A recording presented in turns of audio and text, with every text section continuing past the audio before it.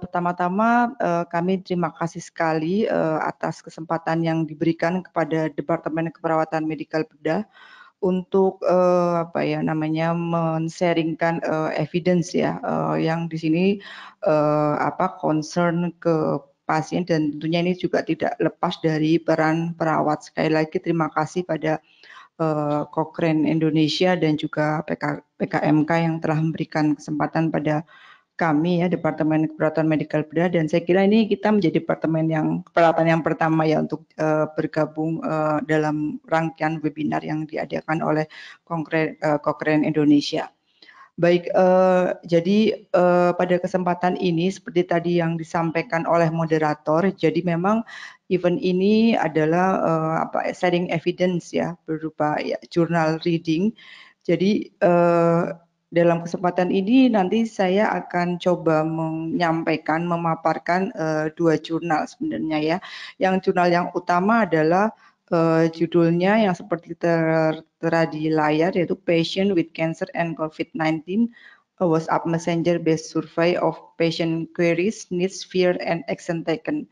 Jadi jurnal yang pertama adalah melihat dari perspektif menggali kebutuhan dari perspektif pasien. Dan jurnal ini sudah dipublish di JCO Global Oncology, publish online 15 Mei 2020. Nah, kemudian nanti ada jurnal yang ya artikel yang kedua ya, ini artikelnya berupa editorial ya, karena memang cukup tidak mudah mencari jurnal yang itu kaitannya sama nursing gitu ya. Ini judulnya adalah Cancer Survivorship Care During COVID-19, Perspective and Recommendation from the IMA-SCC Survivorship Study Group. Ini publish online-nya 25 Mei 2020. Jadi jedanya tidak lama setelah tadi artikel yang pertama. Ini publish di jurnal Supportive Care in Cancer. Ya. Baik, jadi saya sampaikan sekali lagi bahwa tujuan webinar ini adalah lebih ke arah ya sharing evidence dalam hal ini tentang masalah dan kebutuhan pasien kanker selama pandemi COVID-19. Kemudian diharapkan juga adanya sharing evidence ini menambah wawasan tentang apa sih yang dirasakan oleh pasien dan bagaimana tindakan yang sebaiknya dilakukan yang ada di dalam jurnal nanti, paparan jurnal nanti. Kemudian juga diharapkan kita bisa melakukan ya semacam refleksi ya dari evidence yang dipaparkan. Baik, mungkin sebelum pembahasan jurnalnya, mungkin ini sedikit overview bagaimana the impact of COVID-19 on cancer patient. Ya, kita sudah ketahui bahwa outbreak coronavirus atau SARS-CoV-2 ini infeksinya ini sudah has spread out around the world since Desember 2019 ya, sejak Desember 2019 sudah infeksinya ini sudah menjadi outbreak dan WHO declare pada tahun 2019 adanya novel coronavirus disease, yaitu sifatnya sudah pandemik dan dapat menyebar dari orang ke orang melalui droplet dan kontak transmisi. Nah, previous research mengindikasikan bahwa cancer patient itu adalah kelompok yang memang rentan ya, berisiko mengalami infeksi yang berat ya. Dan apabila cancer patient ini terinfeksi oleh COVID-19, maka mengakibatkan treatment kansernya itu suspend ya, jadi tertunda seperti itu. Nah, cancer patient merupakan high risk patient group, dan dia itu rentan terpapar ya, rentan terinfeksi COVID-19 karena memang secara kondisinya memang sudah ada gangguan fungsi imun seperti itu ya, entah itu karena disease-nya itu sendiri maupun memang karena treatment-nya yang bisa menimbulkan imunosupres seperti itu. Nah, cancer patient yang didiagnosa COVID-19 ini akan mengalami serangkaian gejala dan juga serangkaian gejala yang terkait infeksi ya, manifestasi klinis terkait infeksi dan membutuhkan intervensi yang sesuai ya, dan juga intervensi yang sifatnya supportive care. Nah, dan riset juga mengatakan bahwa adanya pandemi COVID-19 ini ternyata juga mengganggu ya kehidupan para survivor kanker ya, baik itu pasien kanker yang memang under treatment, maksudnya sedang menjalani treatment, ataupun yang sudah selesai treatment, bahkan pasien kanker yang sebenarnya sudah dinyatakan bebas dari kanker. Ternyata adanya pandemi COVID-19 itu mengakibatkan ya kehidupan pasien kanker ya. Nggak peduli, nggak hanya yang under treatment saja, tapi juga yang sudah lengkap, sudah selesai terapinya, dan bahkan yang sudah living cancer free.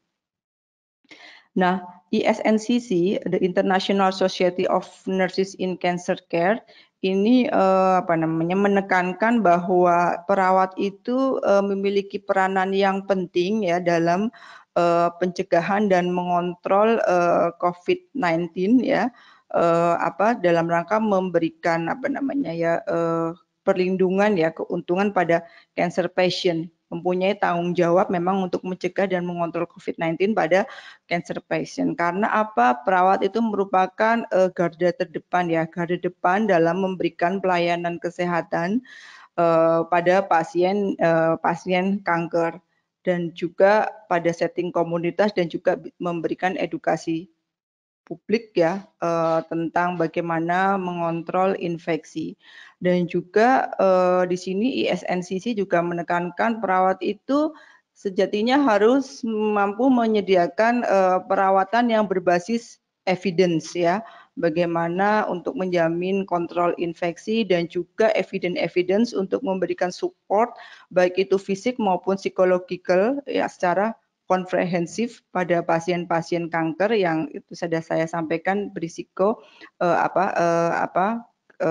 mengalami COVID-19 ataupun yang sudah terdiagnosa COVID-19. Jadi untuk itulah, karena bagian salah satu peran perawat adalah provide evidence-based care, maka journal reading inilah menjadi salah satu cara untuk sharing evidence seperti itu.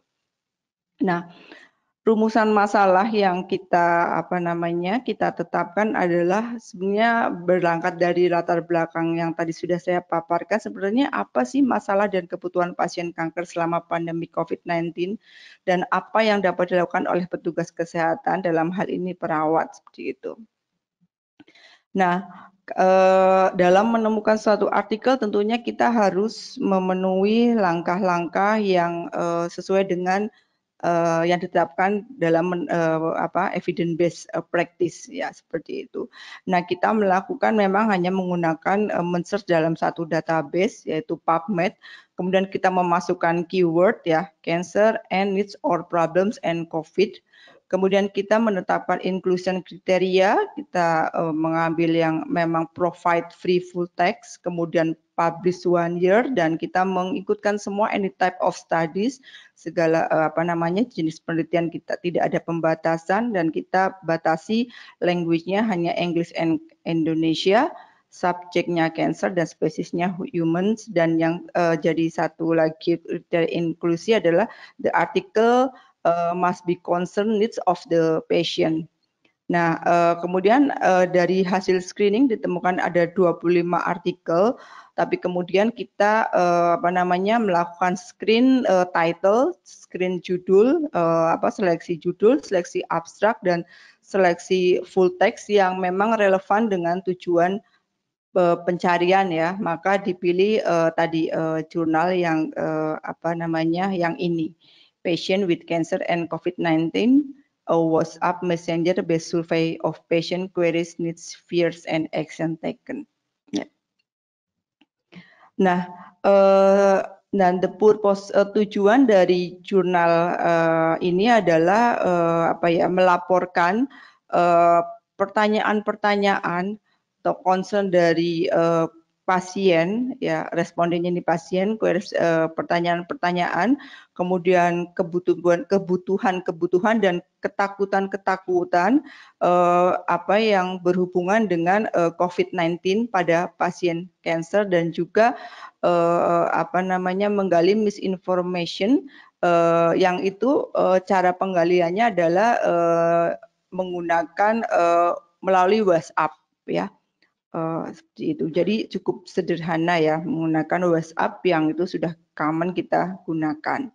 Nah, metode yang digunakan dalam artikel ini, jadi mereka ini apa namanya peneliti itu merekrut pasien-pasien dalam 4 minggu terakhir, ya, yang dirawat di tiga institusi onkologi di daerah Sisilia ya, Italia. Nah, apa namanya, jadi conversation pasien-pasien yang berkunjung 4 minggu terakhir di 3 institusi onkologi di daerah Sisilia, Italia, ya. Kemudian apa namanya, chat dalam WhatsApp itu kemudian diekspor, ya.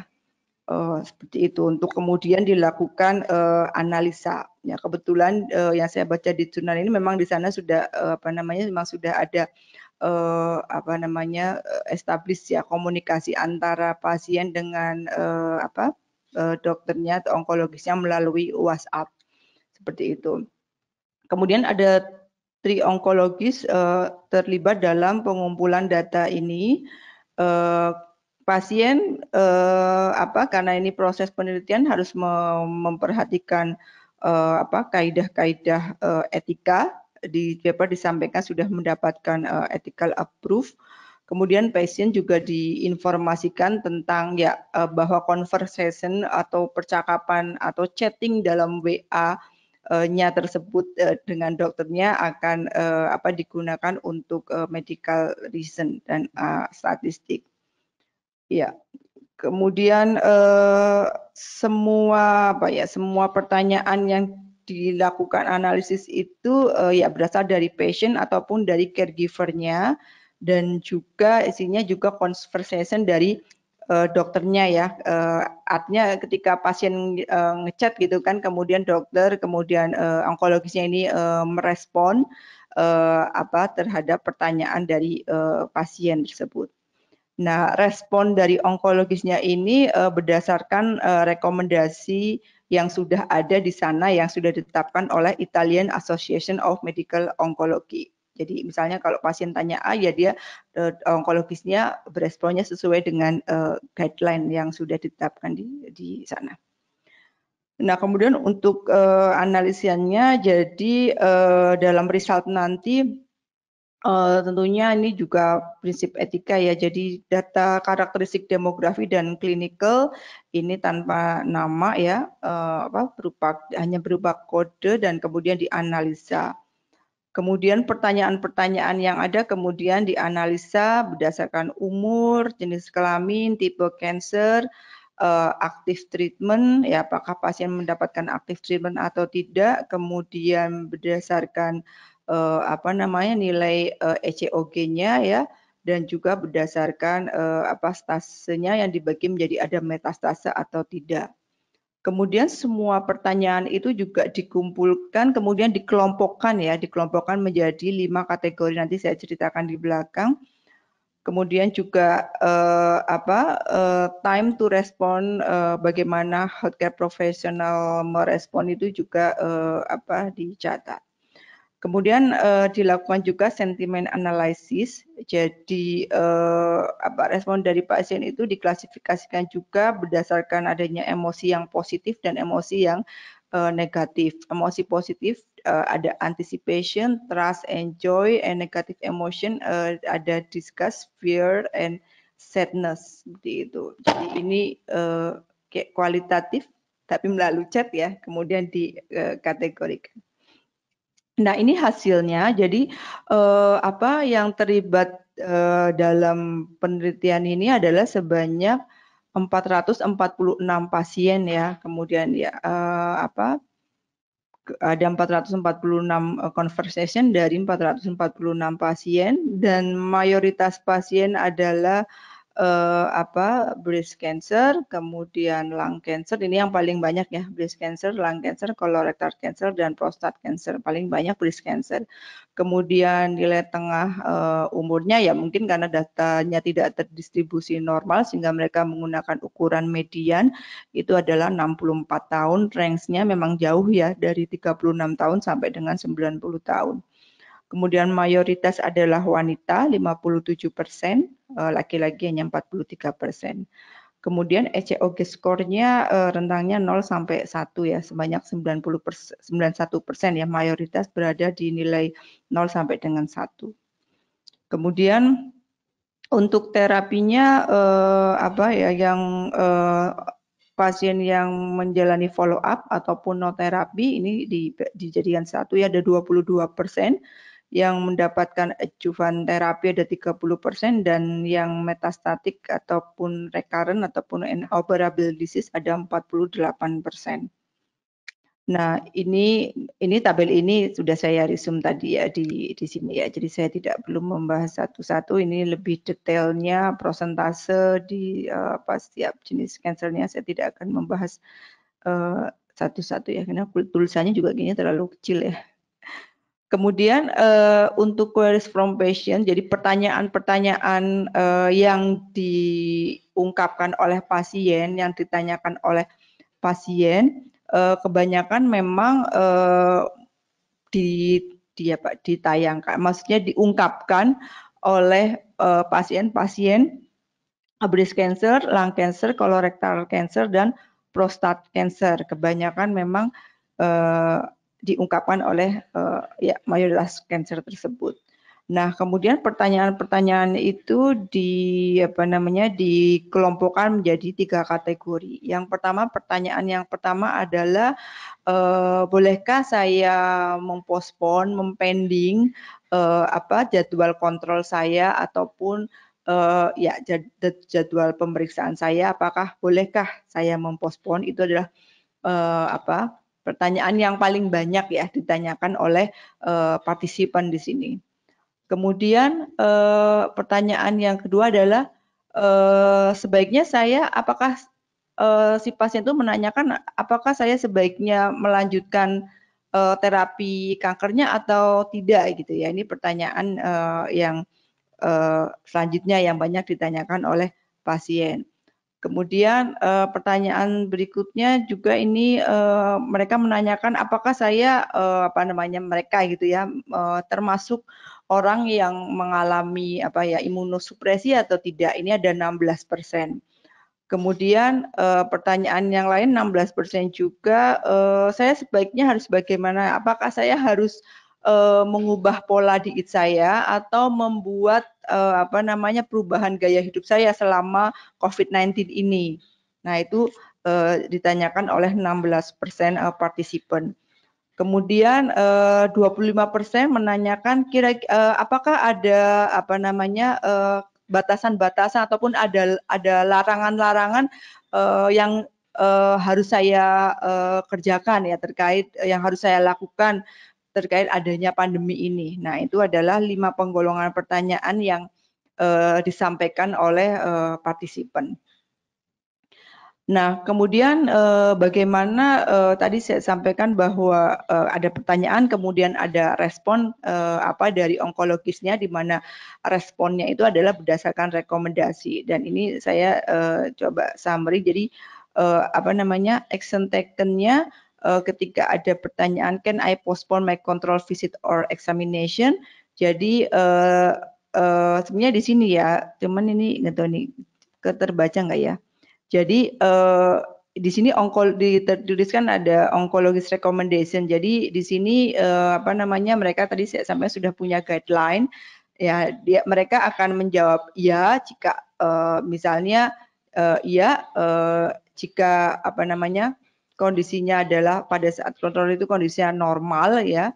kemudian ataupun menerima hormon terapi. Tapi tidak boleh postpone kalau misalnya mereka yang dalam under treatment seperti mendapatkan kemoterapi, imunoterapi ataupun agent biological lain seperti itu. Nah, sehingga action taken-nya appointment to be reschedule ya, apakah bisa di reschedule dan kemudian daftar kunjungannya dijadwalkan kembali dalam rentang yang interval untuk menghindari kontak antar pasien dan hanya satu caregiver. Kalau misalnya yang misalnya dia harus tetap menjalankan treatmentnya, maka hanya only one caregiver bisa menemani mereka ketika under treatment. Kemudian pertanyaan yang kedua tadi kan terkait dengan should I continue my anti-cancer therapy? Nah ini kembali lagi rekomendasinya ini ya ada yes harus continue anti-cancer therapy yes kalau misalnya hormon terapi. Iya bisa, tapi dengan mempertimbangkan ada evaluasi risiko. Nah, untuk itu action taken-nya onkologisnya itu mengevaluasi risiko-risiko apabila ini withdrawal, artinya kalau misalnya tidak continue, terus apa risikonya seperti itu. Dan di sini juga ada online counseling kalau diperlukan. Kemudian pertanyaan tentang apakah saya gitu, maksudnya partisipannya itu termasuk imunosupres. Jadi ini tergantung oncologist recommendation-nya di sini menyampaikan bahwa it depend on clinical situation. Tetapi dalam banyak kasus hindari as much as possible kontak dengan orang lain, stay at home ya, cuci tangan dan sebagainya, protokol COVID, dan harus melaporkan berdasarkan karakteristik dari pasien ya, dilihat dari umur, kemudian nilai COG, kemudian dari tipe kankernya ya advance dan non advance. Dan di sini ternyata misalnya pada umur lebih dari 75 tahun memang mereka banyak request untuk visit ataupun treatment delay ya dibandingkan yang tidak request. Kemudian yang kurang dari 75 tahun ini kebalikan ya, yang kurang dari 75 tahun yang no request itu yang tidak minta untuk delay itu lebih banyak daripada yang minta. Begitu juga yang ECOG yang skornya 2 ini yang request visit ataupun treatment delay lebih banyak daripada yang tidak request. Kebalikan dengan yang ECOG-nya nilainya antara 0 sampai dengan 1. Pada pasien-pasiennya dengan advanced cancer ini juga yang request untuk visit atau treatment delay lebih banyak daripada yang no request. Kebalikan dengan yang non advance. Dan perbedaan antara grup ini ya grup ini satu grup ini ternyata signifikan. Ya. Kemudian ini kalau kita lihat figure 3 ini adalah menggambarkan emotional ya, emotion score ya. Di mana kita bisa lihat ternyata negative emotion itu lebih banyak dirasakan ya oleh pasien daripada positif emotion seperti itu. Dan negatif emotion yang paling banyak itu adalah ketakutan, marah dan juga sedih ya. Jadi perbandingan antara negatif dan emotion ini ada 57% vs 43%. Jadi banyak yang negatif emotion. Nah, ada keterbatasan dalam penelitian ini. Yang pertama adalah jadi sampel yang dikumpulkan memang tidak bisa merepresentatifkan semua pertanyaan yang pada seluruh pasien kanker ya. Seperti itu. Jadi belum bisa merepresentasikan semua pertanyaan ditanyakan oleh pasien kanker. Kemudian juga hasilnya juga belum bisa merefleksikan semua topik conversation antara pasien dengan onkologisnya. Kemudian karena ini resultnya ini juga hanya menggambarkan snapshot ya, jadi hanya sekilas saja, jadi tidak ada apa namanya setelah diberikan respon apakah kemudian pasiennya mengalami berkurang misalnya stresnya, tidak ada analisis ke arah sana. Jadi memang hanya snapshot saja sekali waktu gitu. Ya. Sebagai kesimpulan, jadi di jurnal ini mengatakan bahwa WhatsApp Messenger ini, WhatsApp ini merupakan alat yang ya useful dan rapid tool ya, yang ya sangat bermanfaat dan juga yang banyak ya bisa cepat memberikan informasi apa yang ditanyakan oleh pasien kanker dan juga untuk bisa digunakan untuk memfasilitasi triase pasien selama pandemi. Kemudian menyarankan adanya ya mungkin ke depan perlu adanya tools yang lebih baik dan lebih secure ya untuk memanage pasien kanker. Satu lagi ya, Pak. Oke, mohon izin mungkin 3 menit lagi. Ya. Nah, ini jurnal yang kedua. Kenapa saya tampilkan jurnal yang kedua ya ini karena kalau tadi adalah dari cancer perspektif pasiennya, kalau ini adalah dari rekomendasi dari healthcare provider-nya seperti itu. Nah, ini introduction-nya bahwa evidence based recommendation on how to manage cancer survivor in pandemic are lacking. Jadi memang rekomendasi yang berdasarkan evidence sampai saat ini maksudnya masih lacking ya, masih kurang dan tetapi secara general ya general guidance suggest clinical visit pada pasien kanker harus sebaiknya di postpone. Nah, ini menjadi problematik kalau misalnya pandemik ini masih kita nggak tahu selesainya kapan gitu ya, long lasting. Sehingga ini akan menyisakan isu survivorship yang perlu menjadi concern ya untuk kita semuanya karena tadi harus sebaiknya dipospon tapi kalau pandemiknya entah kapan selesainya ini juga akan memunculkan problematik ya sehingga ini MASCC melakukan survei ya dari membersnya ini apa nih survei dari membersnya itu ada 38 member ya ada physician, nurses, dentist, clinical researchers, radiographer, and farmasi di region Asia Pasifik ya melalui kualitatif survei yang berlangsung dari bulan 22 April sampai dengan 29 April. Nah hasilnya bagaimana? Jadi nearly everyone reported replace all face-to-face appointment. Jadi menyarankan memang menggantikan face-to-face appointment dengan telehealth ya, bisa menggunakan telepon, video conferencing atau melalui ya digital platform. Tadi kalau di jurnalnya sebelumnya pakai WA. Kemudian juga bahkan kebanyakan responden juga mengadvokasi menyarankan adanya penggunaan telehealth yang lebih luas dan online platform untuk post treatment survivorship meskipun nanti pandemik sudah berakhir seperti itu. Tetapi juga responden menyampaikan ada barrier juga ketika mau menerapkan telehealth ini. Misalnya adalah limited access to teknologi, lack of policies ya, tidak adanya kebijakan tentang sistem reimbursement.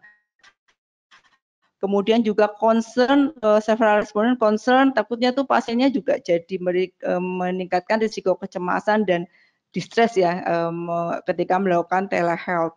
Kemudian juga perlu mengindikasikan pentingnya peningkatan kemampuan clinician untuk mengadopsi telehealth. Kemudian ini jadi mereka juga menyarankan adanya delay indicated they had to delay kecuali yang memang butuh pelayanan yang urgent sehingga terutama misalnya nanti pada saat telehealth berjalan kalau misalnya ada kondisi yang urgent itu juga harus tidak bisa di-delay. Kemudian juga merekomendasikan future research ya untuk mengeksplor kemungkinan possibility kemungkinan untuk memperpanjang lama follow up-nya seperti itu, dan menyarankan adanya implementing alternative model of care. Jadi seperti PCP-led care, nurse-led care, and self-management. Jadi supaya ini mengurangi jadi yang onkologis itu fokus pada kondisi akut patient gitu. Seperti itu. Ya. Kalau nggak mau. Slide terakhir. Jadi apa sih yang kita bisa refleksikan ya dari jurnal tersebut adalah telehealth using simple way, menggunakan tadi contohnya WhatsApp, memberikan tadi dari jurnal tersebut ya, menggambarkan adanya keuntungan selama pandemi COVID-19. Kemudian kita mungkin bisa ya consider ya prepare telehealth ya, including di sini nursing ya, karena nursing tadi frontline of healthcare provider untuk memonitor dan mensupport patient concern. Kemudian tadi kita juga harus mempelajari di jurnal itu kita bisa digambarkan bahwa ketika tadi implementasi telehealth ternyata ada barrier-barrier sehingga itu bisa diantisipasi dalam penerapan telehealth. Saya kira itu saja yang dapat saya sampaikan. Terima kasih. Wassalamualaikum warahmatullahi wabarakatuh.